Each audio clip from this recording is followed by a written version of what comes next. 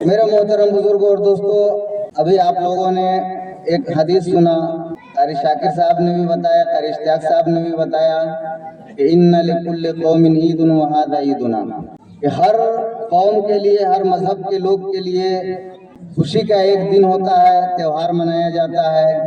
اسی طرح شریعت اسلام نے ہمارے لیے یہ آج کا دن، عید کا دن مقرر کیا ہے کہ ہم اس میں خوشی منائیں۔ اور اسی طرح ابھی قاری اشتیاق صاحب نے آپ لوگوں کو بتایا، ہم نے رمضان المبارک کے روزے رکھے، تراویح پڑھی، نوافل پڑھے۔ اس طرح سے اللہ تبارک و تعالیٰ نے ہمارے اوپر رمضان المبارک کا بابرکت مہینہ دیا تھا، ہم نے اس میں بہت سارے اعمال کیے۔ تو خوشی منانا کس کے لیے تھا؟ جس نے تراویح پڑھی۔ خوشی کا دن، آج کا عید کا دن کس کے لیے ہے؟ اس کے لیے ہے جس نے تراویح پڑھی، نمازوں کی پابندی کی۔ رمضان المبارک کے جو مہینے میں روزے ہمارے اوپر فرض کیے گئے تھے، ہم نے روزہ رکھا، خوشی ان کے لیے ہے۔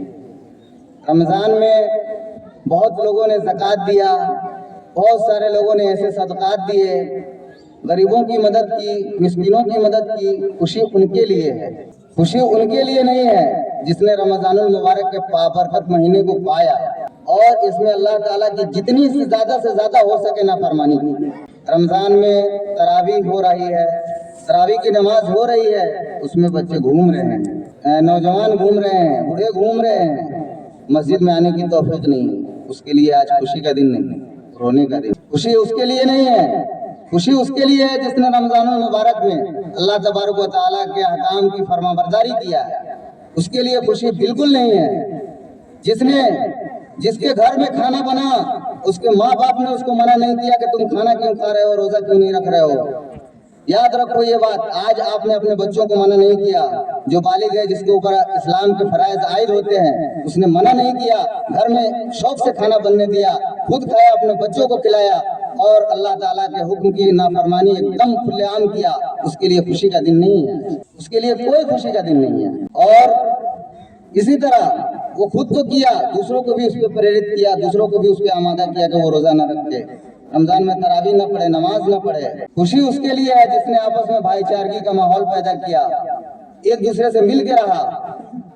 خوشی اس کے لیے ہے جس نے محبت اور پیار کا پیغام دیا۔ خوشی اس کے لیے ہے جس نے اللہ تعالیٰ کی ہر ایک باتوں پر، اللہ کے ہر ایک فرمان پر عمل کیا۔ اور غم اس کے لیے ہے جس نے ان تمام باتوں کو توڑا۔ میرے محترم بزرگوں اور دوستوں، مجھے خاص بات جو عرض کرنی تھی، 1 یا 2 منٹ لگے گا۔ زکوٰۃ، اللہ تبارک و تعالیٰ نے قرآن میں فرمایا ہے کہ زکوٰۃ دو۔ اور زکوٰۃ کیوں دیا جاتا ہے، زکوٰۃ کتنے مال پہ دیا جاتا ہے، یہ میرے خیال سے مسلمانوں کو پتہ نہیں ہے۔ زکوٰۃ دینے کی کیا وجہ ہے، زکوٰۃ سے کیا فائدہ ہے؟ آپ کو ایک بات بتا دوں، زکوٰۃ آپ نہ دیں گے تو اللہ کا کچھ نہ بگاڑ لیں گے، اور زکوٰۃ دیں گے تو آپ اللہ کا کچھ نہیں کر سکتے، آپ اپنے لیے کچھ کر رہے ہیں۔ اگر ہمارے پاس دھن دولت ہے، ہمارے نبی پاک صلی اللہ علیہ وسلم کا طریقہ، پوری زندگی کا آپ سسٹم اٹھا کے دیکھ لیجئے، ہمارے نبی پاک صلی اللہ علیہ وسلم کا طریقہ یہ تھا، رہنا سہنا بڑوں سے نہیں تھا، لگاؤ جو تھا نا مالداروں سے نہیں تھا، اتنا غریبوں کے ساتھ اٹھنا بیٹھنا تھا۔ کیوں تھا؟ اس کے بارے میں کبھی غور کیا ہے ہم لوگوں نے؟ وقت نہیں ہے لیکن بتا دیتا، میں اس کے بارے میں تفصیل پوری بتا دیتا آپ کو۔